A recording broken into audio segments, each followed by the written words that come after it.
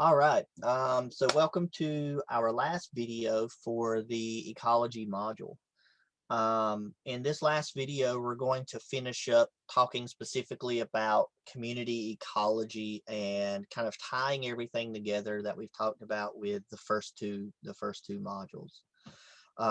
And so in the first two modules, we talked about how like we define ecology, what are some questions that we can answer, how they kind of differ in scales and what we define as a population, and how those populations are kind of interacting with one another. We looked at how we can measure population sizes, um, the kind of methods that we use for that. And then we finished off with population growth rates and how we can actually model population growth rates.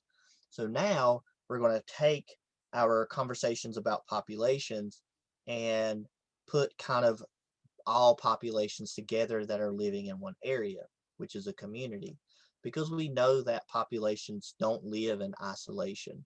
You don't have a population of squirrels living and not interacting with any other organism in their vicinity.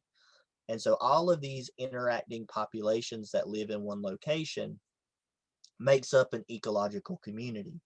And community ecologists like me study communities to determine how species interact with one another, how they compete for resources, how that competition results in species distributions, as well as the environment kind of changing the distributions of species. And as those distributions are altered, you get kind of altering structures of communities. And so these interactions between species are really important for determining the structure and composition of communities and also the health of communities. And so in community ecology, we kind of look at predator prey interactions as one of the big interactions, as kind of the most, not the most taught, but kind of like the first type of interactions that we teach, just because they're a little bit more simpler to visualize, because we all know how predators interact with prey. We've seen those nature shows where, lions are chasing down gazelle, or, wolves are chasing down lynx. I'm sorry, hares. And then you have like bobcats or lynx consuming rabbits or hares. And so we kind of can visualize that. And we know that predators consume prey and that they affect the number of individuals that are in the prey populations. And so your population sizes are not constant over time, not only in your prey species, but also in your predator species. And if you look at a very strong predator prey interaction, so like your lynx and your hare interactions, where lynx feed a lot on hares and they don't really like switch to a lot of different prey, then their populations are going to cycle based off of their prey populations. And so this is really a density dependent factor here, because when you have a lot of predators, that means that a lot of prey are going to be eaten. And so as those predators consume a lot of prey, the prey numbers go down and the predator numbers continue to increase because they have a lot of food to support more offspring and to support a larger population. However, though, they are reducing the prey population and causing it to go down. And then what we'll see is kind of a lag effect where the predator population will go down, because now all of a sudden prey population's low and it's hard to find prey to feed on. And so now mortality rates go up in the predator population. And so that predator population will decline after that prey population has declined, right? So here we see as an increase in hare population, followed by an increase in predator population, lynx population, because there's more rabbits to eat, more hares to eat. So there's more food for the lynx. And so as they eat more, they can have a larger population, but they cause that hare population to crash. So now all of a sudden it's hard times for the lynx and they can't find a lot of food, so they crash. Now you don't have a lot of predators. So now the hare populations can increase because there's not a lot of things eating them. But now, because you have large hare populations, the lynx population increases again. And so you get these cyclical hare lynx population cycles that's based on the population sizes of the predator and the prey. And these vary in terms of length, but for this case, it's about a 10-year difference, a 10-year time frame on when these boom bust cycles happen for those predators. And so these interactions lead to really strong predator avoidance mechanisms in the prey. And so you have these really strong selective agents that are selecting for certain traits that allow the prey to be beneficial in avoiding the predators. But then that also can lead to strong selective mechanisms in the predators to capture the prey. So, for example, let's say you have a rabbit that has a specific coat color. Let's say it's brown. And maybe that brown coat color is easy for a fox to spot, right? And so, out of the rabbit population, there's a variation in the brown. There's lighter brown and darker brown. Maybe it's easier to see that lighter brown color than the darker brown color. And so the lighter brown individuals get eaten more. And so now all of a sudden the darker brown numbers increase and the population becomes a majority of darker brown individuals.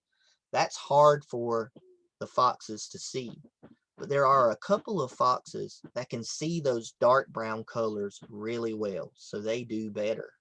And so now a large part of the population of the foxes can see dark brown because those are the ones that are successful, and so they pass on that trait. So now all of a sudden the dark brown is seen really well, and so now you have these selective pressures that are pushing those prey to maybe have other traits to help them avoid. And so you have this evolutionary arms race that happens. So it's called the Red Queen hypothesis. So basically where they're constantly trying to one up one another. And so the defenses that the prey can develop will either be mechanical, chemical, physical, or behavioral. And the same thing with the mechanisms that the predators use to catch prey. They can be mechanical, chemical, physical, or behavioral. And so when we look at predator avoidance, some of the categories that you can see, so like from mechanical, it could be armor. So maybe like animals have this tough hide that's hard to bite through. So think about like a rhino or an elephant. Or there's thorns on plants. So think about like briars. They discourage predation. So predators really don't want to deal with stuff that's either going to hurt you or is very hard to eat and consume. They'll go for the easier things, right? Maybe they could also produce chemicals. Maybe animals will produce toxins and be poisonous. Or maybe they have a chemical that causes them to taste bad. So you don't want to eat anything that tastes bad. So you're going to leave those prey alone. Or there could be physical deterrents. So camouflage, hard to see. Maybe they have coloration patterns that mimic other poisonous animals. Maybe it's an animal that's not poisonous, but it mimics a specific poisonous animal pattern. And so now the predators are like, I've seen that color before. It was poisonous last time. I don't want to mess with it. And so you have a prey getting away with mimicking that pattern. But then you can have behavioral patterns where they're active at different times or they move away from the predator. So, for example, in Yellowstone, when the wolves are active and they go in the grasslands, the elk will go in the forest to seek cover. And then when the wolves leave the grasslands, the elk will move to the forest where there's more food. So they have behavioral adaptations that allow them to kind of get away from those predators. So here's some examples of specific deterrents. So you have thorns, you could have chemicals, you could have camouflage, you could have stingers, you can have coloration patterns. And so again, there's lots of different mechanisms that prey can use to try to get away from their predators. Now, in community ecology, you have species that are occupying a specific environment and they use specific resources. That specific set of climate tolerances the resources that they need to survive, and their species interactions is referred to as a species niche or their ecological niche. And so the ecological niche is just that unique set of resources and environmental conditions that's used by a specific species. And within an area, you'll have multiple species occupying the same niche. They'll use the same resources. And so that brings about competition over those resources. Generally, if those species don't learn how to partition those resources and share those resources, there can be um, strong competition to where one species can outcompete the other species, and that causes a competitive exclusion. And so the stronger competitor will prevent the other competitor from living in that community. So the weaker competitor will be competitively excluded from that environment. And that's what we see in this example figure here. The green species and the purple species does well when grown alone. So this is, I think, a type of bacteria. But when you grow them together, you see the green species does extremely well, but the purple species just can't keep up with the competition. So it's outcompeted and is eventually lost from that community. So that's a competitive exclusion. The green species is competitively excluding the purple species from the habitat. And so it's excluding it from that community. But in but a lot of the times, evolution will lessen the overlap between those species and cause a partitioning. So let's say you have two predators that eat the same size of prey species. What evolution can do is cause one predator to focus on the large individuals and the other predator to focus on the small species. And so now you have a partitioning of those prey items where they're not overlapping as much. And so they're sharing those resources and allowing them to coexist. If that sharing and partitioning doesn't happen, though, that's when you get your competitive exclusion in those particular ecosystems and environments. Now, we can also have symbiotic relationships in ecological communities, and symbiotic relationships occur when you have species that live into close contact with one another, and they're interacting with one another, and they have these long-term interactions of individuals between different species. And now you can have a couple of different symbiotic relationships. These are only three examples. So commensalism is where you have one species benefits and the other species has no effect. So think of a bird building a nest in a tree. The bird is benefiting by having a nesting site, whereas the tree is not really being affected as long as the bird doesn't harm the tree or, you know, take anything away from the tree or cause a benefit for the tree. There's this neutral effect, then it's a commensalism, right? But if you have a relationship where both species are benefiting, then you get a mutualistic relationship. So for example, there's a type of fungus that grows on the roots of plants, and this is called a mycorrhizal association. And so that fungus basically increases the surface area for the plants, and it allows the plants to take up more nutrients and water than what it would without the fungus. And then the fungus gets carbohydrates from the plants. And so it's a win-win for both species. And so that's a mutualistic relationship. And then a parasitic relationship or parasitism is where you have one species benefiting at the cost of another. So like one species taking nutrients from the host in which that other species is found, and so it's negatively affecting that second species. So you have that positive negative relationship there. Now, we can characterize communities based off of, say, their biodiversity. Now, one small component of biodiversity is species richness, or just the number of species that is in a specific habitat or area. And so you can count those numbers of species, right? So it could be 1, it could be 2, it could be 10, it could be 20, it could be 100, etc., right? But species richness is just a small component of biodiversity. So biodiversity is made up of functional diversity, genetic diversity, species diversity, right? So all of those different diversity metrics make up all of biodiversity, habitat diversity, etc. Right? And then within communities, you can have species that have a really large effect on their communities. So for example, a keystone species is a species that has a large influence in maintaining the diversity of an ecosystem and that community. So basically maintaining the health of that community. So an example of this is a sea otter.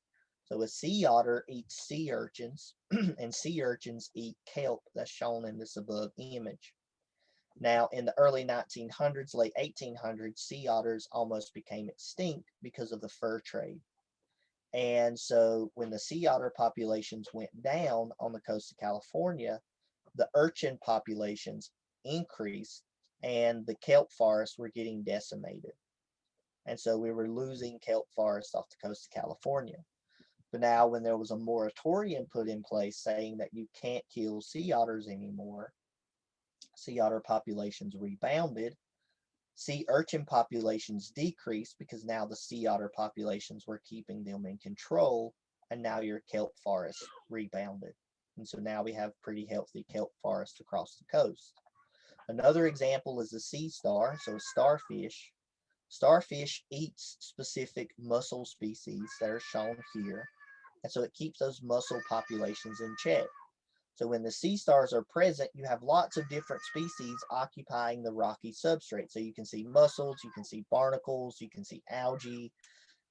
But whenever you remove the sea star, there's nothing controlling those mussel populations. And so this picture would just be completely covered by mussels. There'll be no barnacles, there'll be no algae, there'll be no sea anemones or any other species. It'll just be mainly dominated by the mussels.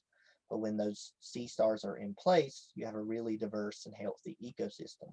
So those are keystone species. Those are species that have a large impact relative to their abundance. Now, foundation species are a base species in a community. These species have a really large influence on the overall structure of the community, and they're generally primarily producers, and they're generally abundant. So example, kelp in the kelp forest create this kelp forest community, right? We classify this community based off of that abundant species of the kelp. And that creates this whole ecosystem that's based around the kelp forest. Same thing for coral. So the kelp and coral is what's known as a foundational species that's creating this type of community. You take the kelp away, you have a very, very different community. You take the coral away, you have a very, very different community than when those species are there. Right? So that's your foundational species. Now, communities can also change over time. There's lots of dynamics that exist within communities, and you can have environmental disturbances that leads to changes in populations of species.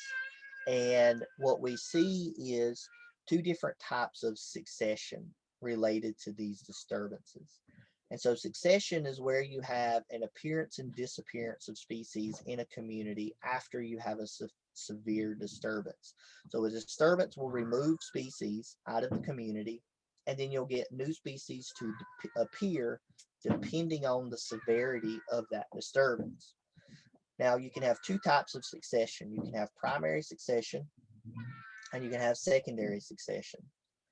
Primary succession is when you have, say, a newly exposed rock formation, like say an island forming in the ocean from magma cooling, or if you have like a volcanic eruption that completely wipes out an ecosystem and all you have left is volcanic rock. That new rock will be colonized by specific organisms. And the key thing here is there's no remaining soil from that previous ecosystem that can be inhabited by species. Now, secondary succession is where you have a disturbance, so say like a fire or a tsunami or something that wipes out a majority of the ecosystem, but there are small remnants of the previous community remaining. So there's like soil left in place, maybe a couple plant species, but not much. There's been a lot of that community removed. Okay, so we're going to look at primary and secondary succession in a little more detail here.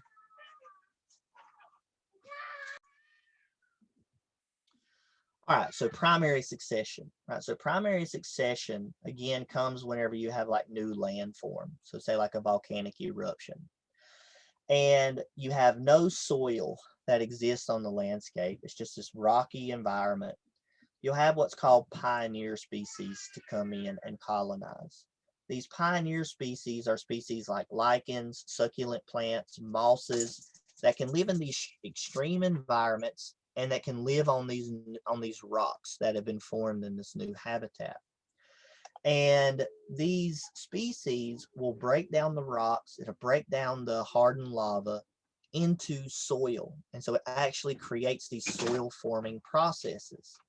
And it allows for this soil to form and for other species to grow that needs that soil to actually grow and develop. So like your grasses, your trees, and your shrubs. And over time, you'll get, you know, these species like these grasses and trees and shrubs to grow in the soil. And then they'll have organic matter to die and fall down into the soil, and you'll get organic matter and different soil profiles. And that soil will develop over time. And then you'll get new species to be able to come in because of the more nutrient rich soils. And that will lead to different animals and plant species to be able to come in and develop. And that climax community will differ greatly from the pioneer species. And so initially you may have had lichens and succulents and mosses to be made up of that community, but maybe the climax community is oak trees or pine trees or willow trees, etc. And so that climax community again is very different from that that initial pioneer community. Now, secondary succession is different because it starts when there are remnants left after that disturbance. So maybe it's a wildfire that wipes out most of those species. And you still have soil remaining, you still have some species remaining, and they will continue to grow, and then your community will grow back. The difference between this and primary is that no soil is left, there's no remnants left, it's just rock, it's just this harsh environment that exists after that disturbance.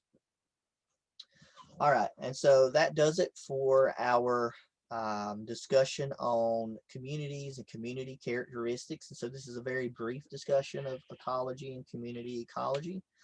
You can spend semesters and years learning more and more about ecology and community ecology.